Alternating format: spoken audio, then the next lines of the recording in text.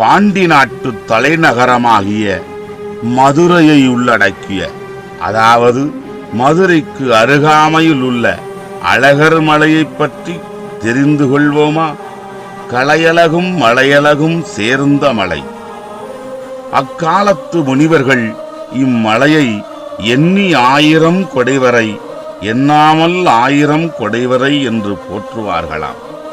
அழகுமலை மருவி அழகர் மலையானது. இங்கு பஞ்சபாண்டவர்களின் படுகை உள்ளது. பாண்டவ வனவாசத்தில் அழகர் மலையில் சில காலம் கழித்திருக்கிறார்கள். அந்த பாண்டவ படுகையை கண்ட இவ்வூரார்களிடம் கேட்டோம். அங்கு ஒரு குளம் இருக்கின்றதாம். அக்குளத்தில் உள்ள மீனை தொட்டாலே போதுமாம், சிவப்பு நிறமாகி விடுகிறதாம். அந்த குளத்தில் பீமன் தூண்டியிட்டு பொழுதை போக்குவாராம். அம்மலையை சுற்றி 4 அருவிகள் உள்ளதாம். குடைகண்ட அருவி, பெரிய அருவி, சிற்றருவி, தேனருவி என 4 அருவிகளும் இம்மலையை சுற்றியுள்ள குக்கிராமங்களை வளம்பொழிக்கச் செய்கின்றது. இங்கு ராமதேவர் குகை உள்ளது, அதாவது ஆசிரமம் இருக்கிறது. அந்த ராமதேவ சித்தரை தேடிச் சென்றவர்களுக்கு அக்காலத்தில் அழகர் மலையிலிருந்தே மூலிகை எடுத்து அனைத்து நோய்களையும் குணப்படுத்தி அனுப்புவாராம். இங்கு ராமதேவருடைய ஜீவசமாதியும் இந்த மலையில்தான் இருக்கிறது. இம்மலையை பழமுதிர்ச்சோலை என்றும் குறிப்பிடுகின்றார்கள். இங்குதான் தமிழ் பாட்டி ஔவை முருகப்பெருமானிடம் நாவல் பழம் கேட்டாராம்.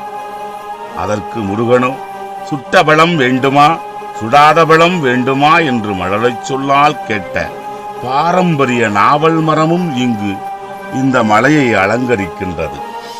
முருகனின் 6 படை வீட்டில் ஒரு படை வீடு பழமுதிர்ச்சோலை. இந்த மலையை முருகனுடைய அருள் அலங்கரிக்கின்றது.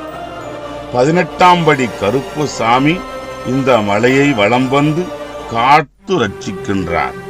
நிறைய மூலிகை வளங்களை கொண்ட வனங்களையும் கொண்ட அழகர் மலையின் அழகோ அழகுதான்.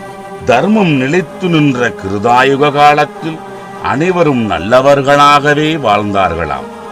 அதில் ஒருவன் மட்டும் குரோத செயல் செய்து கொண்டே இருப்பானாம். அவனை தர்மராஜா என்பவர் தட்டி கேட்டு நீதியை நிலைநிறுத்தியமையால் அதற்கு பரிசாக சிவபெருமானோ எருமைக்கடா வாகனம் கொடுத்து தர்மராஜாவுக்கு கொடிய கோர முகமும் கொடுத்து யமதர்மராஜா என்ற பட்டம் சூட்டி மகிழ்ந்தாராம். ஐயோ சாமி, அநீதியை கேட்டமைக்கு இப்படி ஒரு கொடிய முகம் கொடுத்து விட்டீர்களே, எல்லோரும் எம்மை கண்டு பயப்படுகிறார்களே என்று சிவபெருமானிடம் புலம்பினாராம். அநீதியை அழிக்கவே உமக்கு இம்முகம் கொடுத்தோம் என்று சிவபெருமான் கூறி அருளினாராம். இல்லை சுவாமி, என் மனைவி கூட என்னிடம் நெருங்குவதில்லை இந்த கொடிய முகம் கண்டு என்று வருந்தினாராம். உடனே சிவபெருமான் வைகுந்தத்திலிருந்து பத்மாவதியையும் கள்ளழகரையும் அனுப்புகிறேன்.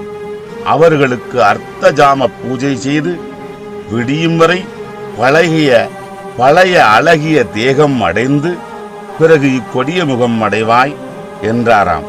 அதேபோல் அர்த்தஜாம பூஜை தினமும் நட்ட நடு ராத்திரியில் இன்னமும் செய்து கொண்டே தர்மராஜா அழகருக்கு பூஜை செய்து கொண்டே வழிபட்டு இரவு மட்டும் தன்னை அழகுபடுத்திக் கொள்வாராம். திருமாலிரும் சோலை என்று ஆழ்வார்களால் மங்களாசாசனம் செய்யப்பெற்றது இந்த மலை.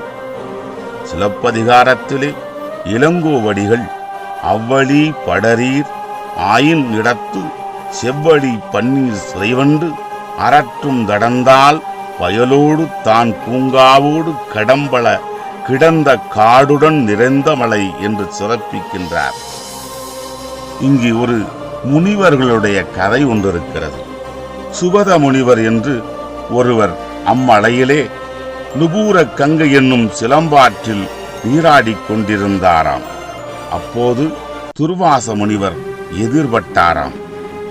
அவரை கவனியாதிருந்ததால் உடனே துர்வாச முனிவர் சுபத முனிவரை தவளை வடிவு பெற சாபமிட்டாராம். பிறகு வைகை ஆற்றில் தவளையாய் பலகாலம் வாழ்ந்து சாப விமோச்சனம் அடைந்ததாக அழகர்மலை புராணம் கூறுகிறது. கலையழகும் மலையழகும் நிறைந்த இந்த பழமுதிர் சோலை என்னும் அழகு மலையை கண்டு களிப்போம். முருகப்பெருமானின் அருளை பெற்று அவருடைய ஆறுபடை வீடுகளுக்கு சென்ற பலனை அடைவோம். திருச்சிற்றம்பலம்.